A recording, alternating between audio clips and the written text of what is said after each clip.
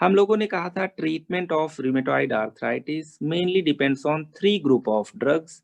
एक जो स्पेशली हम लोग रूमेटॉइड आर्थराइटिस के डिजीज प्रोग्रेशन को कम करने में या प्रोग्रेशन को मॉडिफाई करने में यूज करते हैं, डिजीज मॉडिफाइंग एंटी रूमेटॉइड या एंटी रूमेटिक ड्रग्स। दूसरा पेन किलर, साथ में इन्फ्लेमेशन भी कम करेंगे। Non steroidal anti inflammatory drugs जैसे आपके नेप्रोक्सेन और पायरोक्सिकैम। इसके अलावा ब्रिज थेरेपी के लिए जब तक डमार्ड का इफेक्ट आने में टाइम लग रहा है तब तक स्टेरॉइड से वही काम करवा लेते हैं। स्टेरॉइड्स की लॉन्ग टर्म टॉक्सिसिटी ज़्यादा होती है, इसलिए हमें डमार्ड्स की हेल्प लेनी पड़ती है। Drugs used in rheumatoid arthritis, steroid हो गया as a bridge therapy.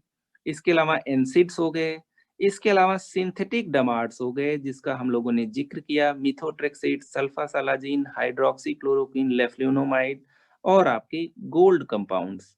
Then you have biological DMARDs, है ना। कुछ जेनेटिक इंजीनियरिंग से कुछ हम लोग एंटी इंफ्लेमेटरी मीडिएटर्स बनाते हैं जो tumour necrosis factor alpha, interleukin 1 और इंटरल्यूकिन 6 को एंटागोनाइज करते हैं। इन्हीं तीनों को का लेवल सिंथेटिक वाले कम करते हैं और स्पेसिफिकली इन्हीं तीनों में से किसी एक को ब्लॉक करते हैं बायोलॉजिकल डमांड्स। ये एक ऑटो इम्यून डिजीज है जिसकी वजह से इन्फ्लेमेशन है और यही सारे आपके इन्फ्लेमेटरी मीडिएटर्स निकले थे, tumour necrosis factor alpha, interleukin 1, interleukin 6।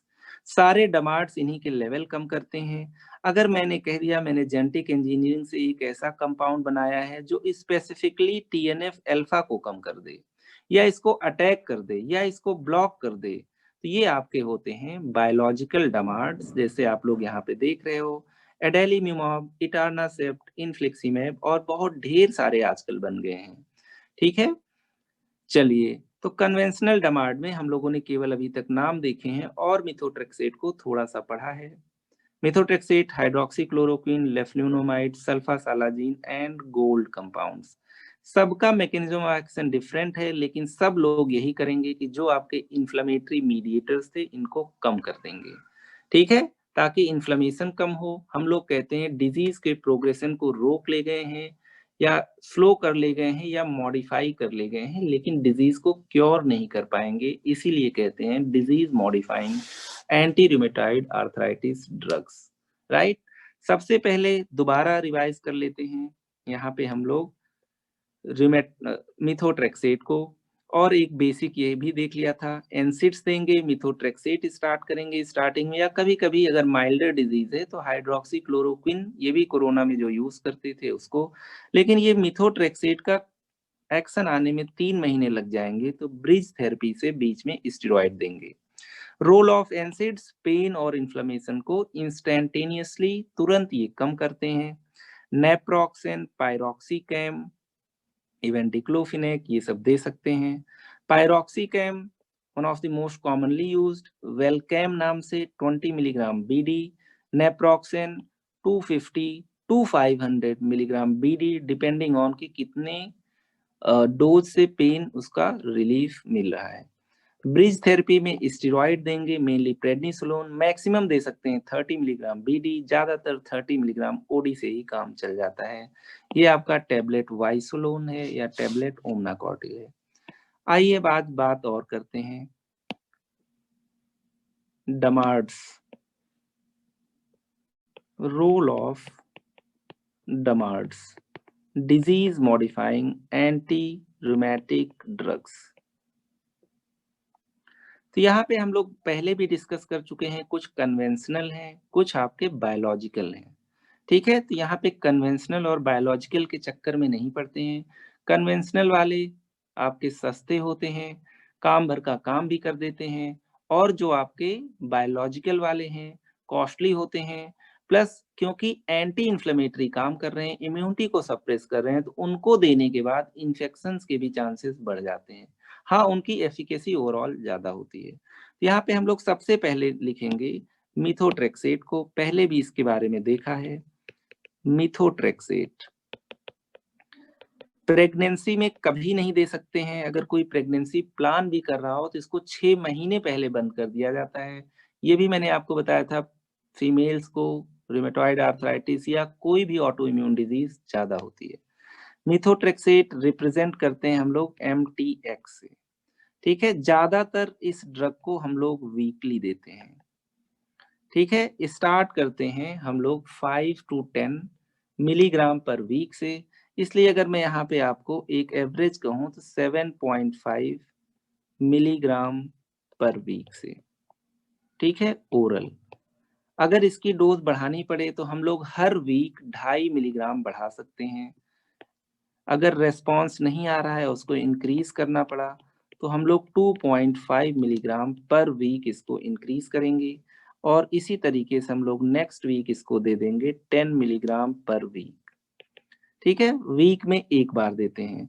लेकिन क्योंकि एक्शन आने में 3 महीने लगते हैं, तो जो हम लोग डोज को इसको बढ़ाएंगे वो 3 महीने तक नहीं बढ़ाएंगे, एटलीस्ट 3 मंथ तक हम लोग देखेंगे कि इसका इफेक्ट कितना आया।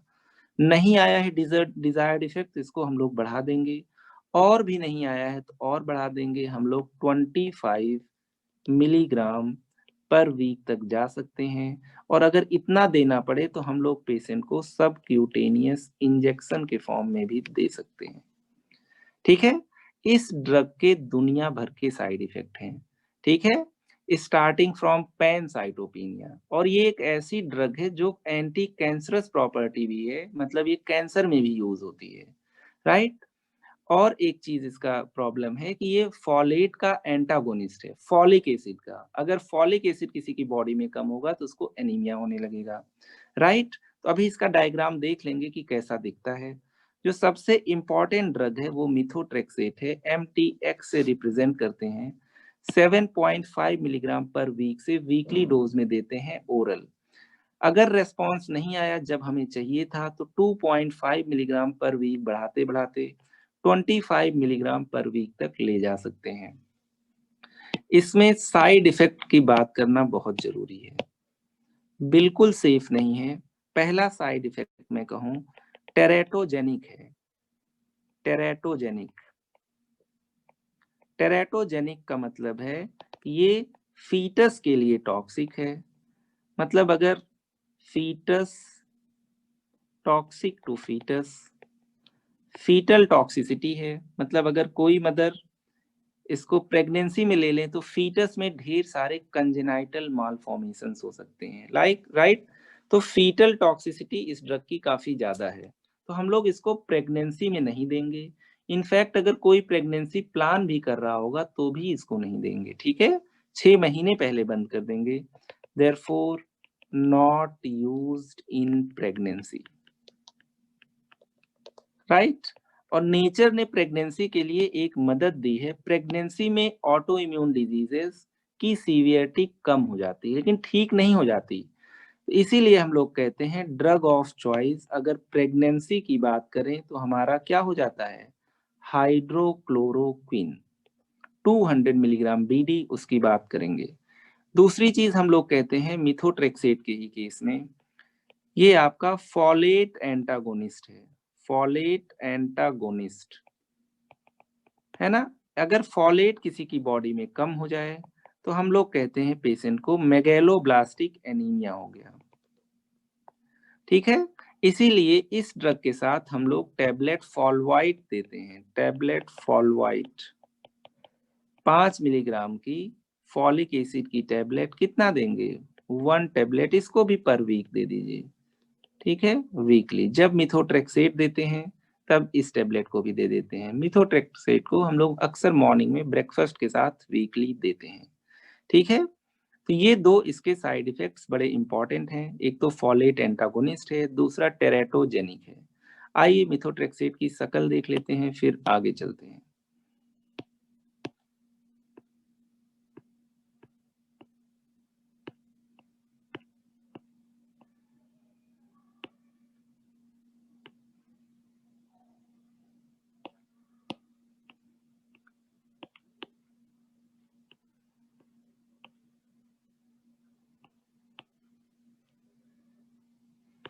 लोड तो मैंने किया था मिथोट्रेक्सेट, कभी ना कभी दिखाया भी होगा।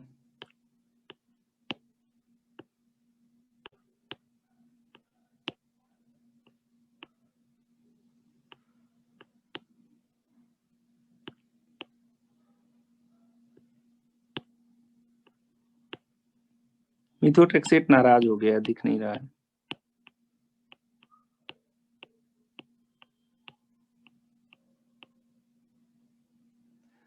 ये रहा मिथोट्रेक्सेट।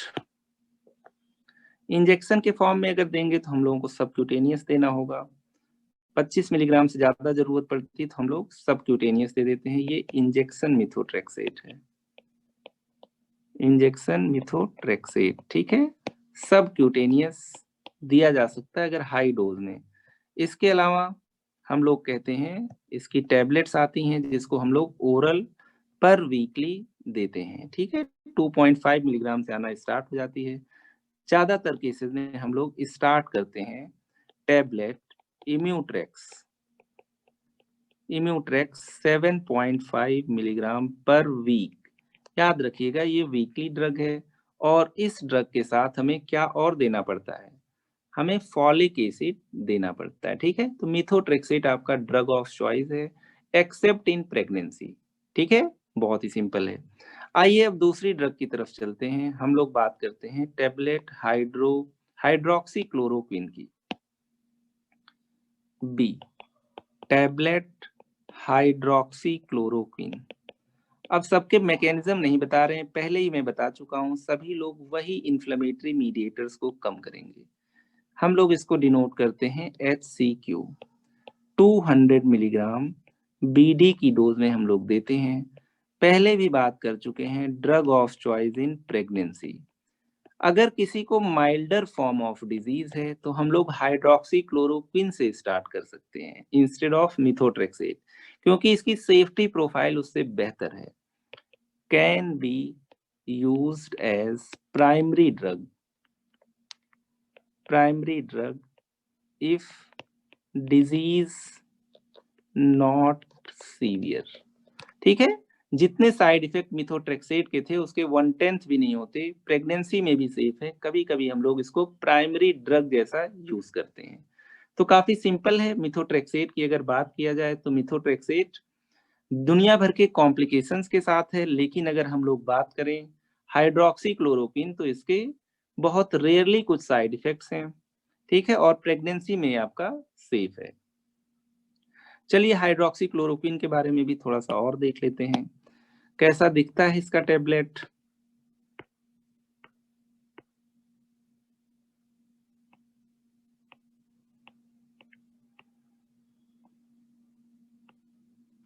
HCQ टैबलेट्स,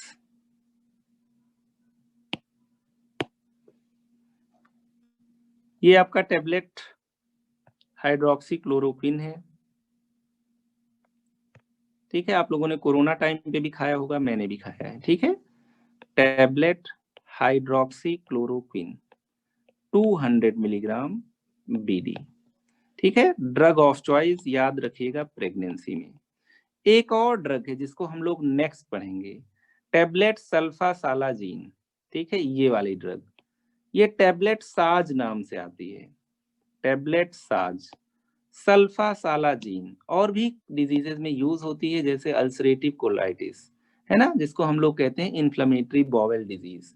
सल्फासालाजीन हम लोग स्टार्ट करते हैं 500 मिलीग्राम BD से, ठीक है। ये ड्रग भी आपकी प्रेगनेंसी में सेफ है, राइट। चलिए, तो अभी तक दो ड्रग की बात की गई है, एक मिथोट्रेक्सेट की बात की गई है, दूसरा आपका हाइड्रोक्सी क्लोरोक्विन की बात की गई है जो कि प्रेगनेंसी में काफी सेफ है।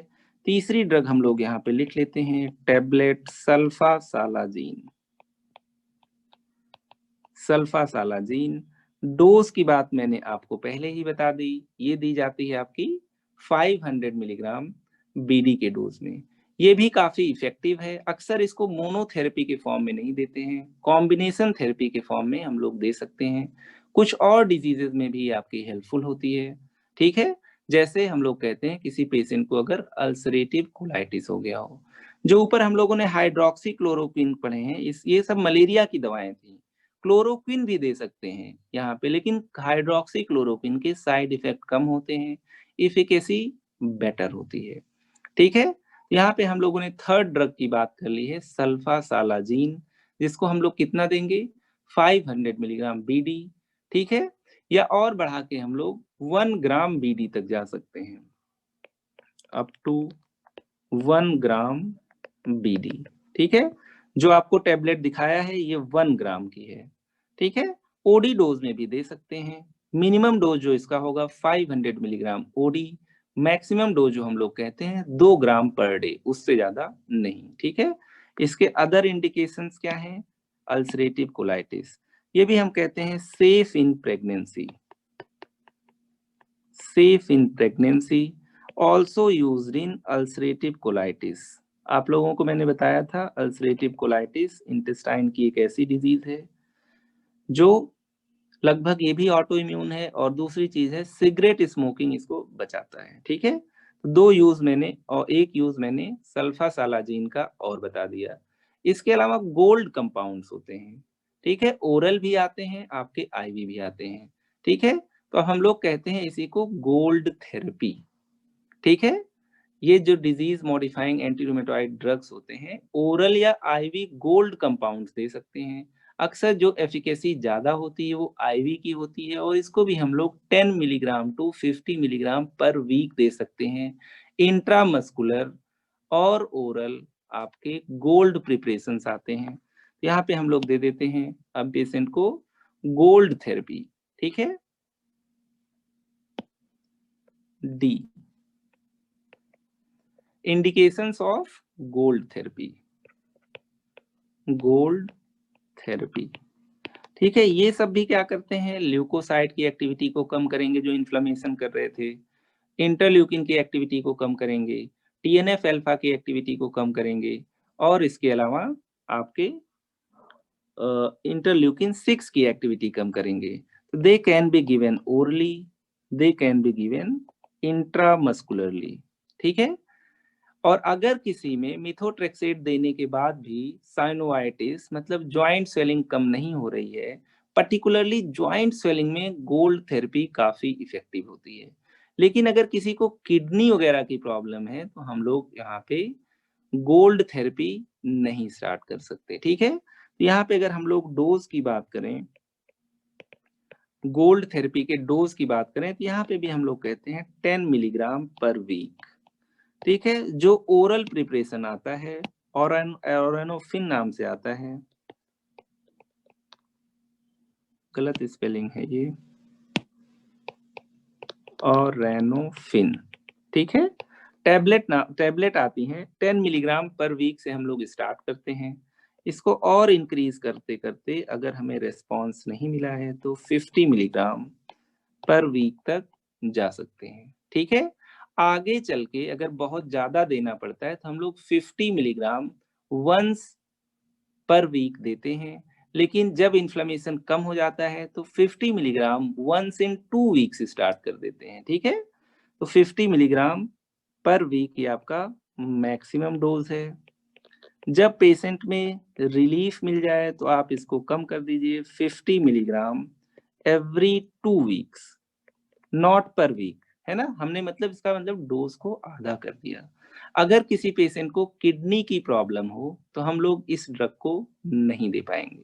ठीक है, not given in kidney disorders, not given in renal disorders. Contra indication, Contra indication इसका है not given in kidney disorders.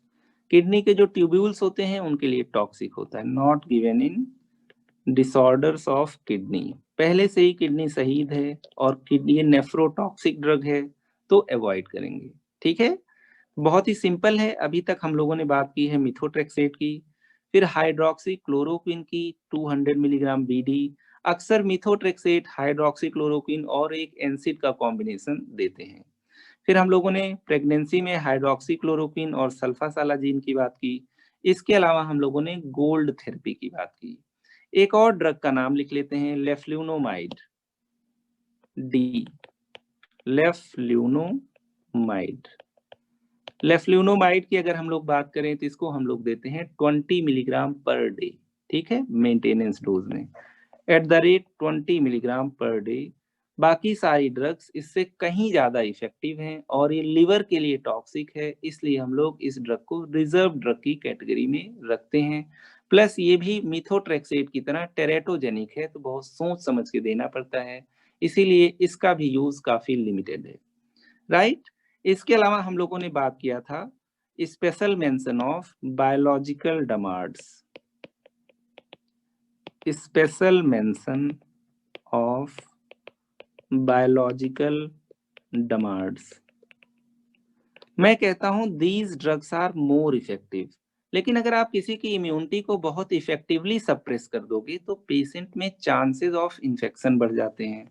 यहाँ पे नोट कर लेते हैं मोर इफेक्टिव, मतलब अगर आपके सिंथेटिक डमार्ड्स जैसे मिथोट्रेक्सेट वगैरह फेल हो जाएं तो आप लोग किसका यूज कर सकते हो, बायोलॉजिकल डमार्ड्स का। More effective than conventional DMARDs but risk of infection is high. भाई इम्यूनिटी ज्यादा थी, उसको इन्होंने ज्यादा सप्रेस कर दी, लेकिन अगर ज्यादा सप्रेस कर दोगे तो केवल दुनिया में रिमेटॉइड आर्थराइटिस ही नहीं है, पेशेंट को बैक्टीरिया और दुनिया भर की चीजों से और लड़ना है, जिंदा रहना है ना। तो ऐसे केसेस में पेशेंट को इन्फेक्शन होने के भी चांसेस ज्यादा रहते हैं, इसलिए बायोलॉजिकल डमार्ड्स जो आपके होते हैं वो भले ही ज्यादा इफेक्टिव हैं, दो ड्रॉबैक है यहाँ पे, एक तो ज्यादा महंगे होते हैं, दूसरा इनका जो इम्यूनिटी सप्रेस करने का इफिकेसी होता है वो ज्यादा होता है, इनफैक्ट जरूरत से ज्यादा होता है, पेशेंट को और सारी इन्फेक्शन से प्रॉब्लम होगी। आइए बायोलॉजिकल डमार्ड्स में से भी कुछ स्लाइड्स ले लेते हैं, हालांकि बहुत इंपॉर्टेंट नहीं है। एक इसके बाद ट्रीटमेंट का हम लोग एल्गोरिदम भी ले लेंगे।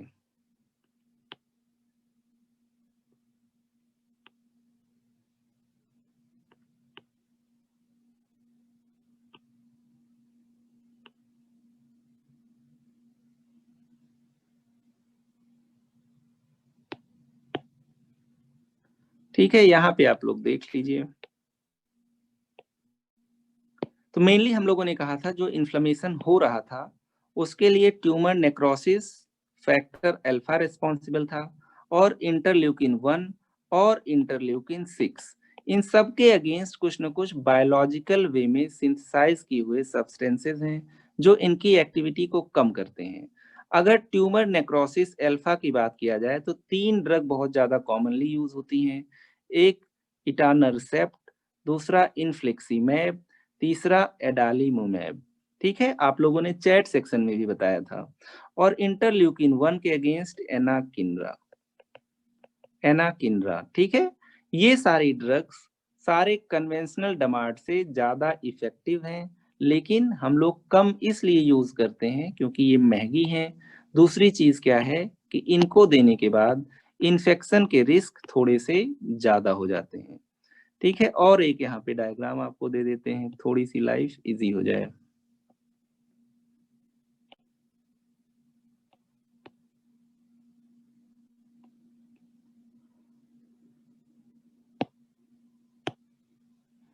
यहाँ पे भी बायोलॉजिकल डमार्ड्स की बात करते हैं, नेक्स्ट पेज पे ले लो। ठीक है, जिसको हमने बायोलॉजिकली सिंथेसाइज किया है बैक्टीरिया वगैरह की मदद से, बायोटेक्नोलॉजी से। तो मेनली आपके ये 3 होते हैं, ट्यूमर नेक्रोसिस अल्फा वाले, इंटरल्यूकिन 1 वाले और इंटरल्यूकिन 6 इनहिबिटर्स वाले। शुरू से मैंने बात किया था मॉर्निंग स्टिफनेस से लेके सारे कॉम्प्लिकेशंस इन्हीं आपके किसकी वजह से हैं, इन्हीं इन्फ्लेमेटरी मीडिएटर की वजह से हैं।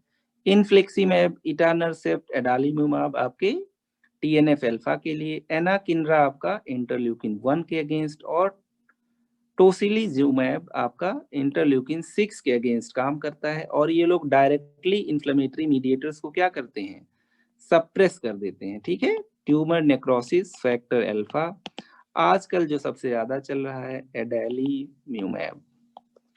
इंटरल्यूकिन 6 एंटागोनिस्ट जो होगा वो आपका है टोसिलीजुमैब, और इंटरल्यूकिन 1 के अगेंस्ट जो है एनाकिनरा। एटलीस्ट एक ड्रग आपको पता होना चाहिए। अगर मैं यहाँ पे पूरा ट्रीटमेंट एल्गोरिदम ला के रखूं कि कैसे आप लोग इस पेशेंट को ठीक करोगे, तो ये डायग्राम बिल्कुल एप्ट डायग्राम है यहाँ पे फिट करने के लिए। पूरा अप्रोच कैसे रखना है ये डायग्राम आपको बहुत अच्छे से बता देगा। ठीक है, अभी तक हम लोगों ने यही कहा था, जो ड्रग ऑफ चॉइस है, सेंटर ऑफ अट्रैक्शन जो है वो कौन सा है, मिथोट्रेक्सेट है। अगर डिजीज काफी सीवियर है तो मिथोट्रेक्सेट एंसिड, और जब तक इसका एक्शन नहीं आएगा तब तक हम लोग क्या देंगे पेशेंट को, prednisolone as a bridge therapy. Milder disease है तो हम लोग एक बार को हाइड्रोक्सी क्लोरोक्विन और सल्फासालाजिन से स्टार्ट कर सकते हैं। लेकिन अगर इसका रेस्पॉन्स नहीं आया तो हमें हाइड्रोक्सी क्लोरोक्विन को बढ़ा के मिथोट्रेक्सेट चाहे सिंगल या कॉम्बिनेशन में देना पड़ेगा। अगर हमने मिथोट्रेक्सेट से स्टार्ट किया था और रेस्पॉन्स नहीं आया तो हम लोगों को बायोलॉजिकल डमार्ड देना पड़ेगा। ठीक है, तो यहाँ पे जो ट्रीटमेंट का एल्गोरिदम होता है, हम लोग कहते हैं स्टार्ट कर दीजिए मिथोट्रेक्सेट से, प्लस एनसिड से, प्लस हम लोग स्टेरॉइड से, स्टेरॉइड को केवल 3 मंथ, है ना।